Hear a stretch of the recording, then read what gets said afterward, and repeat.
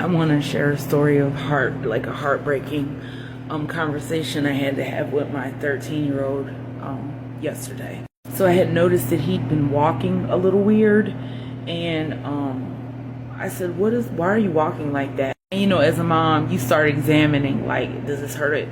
His shoes were too tight, and his pants were too tight. And I was like, why didn't you tell me your shoes were too tight? And he had his pants holding it with a rubber band, which is my fault because he sees me do that.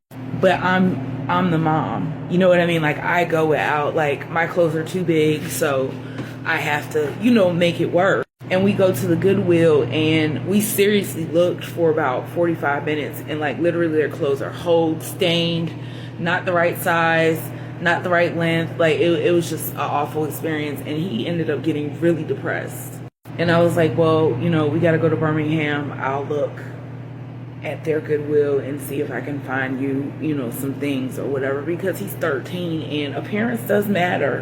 And it's not as long as it's clean. Like, kids like, my son is bullied on a regular basis for everything because he's so different than everybody. So he definitely can't dress corny. I was like, Baba, why didn't you tell me? And he was like, Ma, I know that Q doesn't send any child support. Like, I know that, like, nobody helps you and you do it by yourself.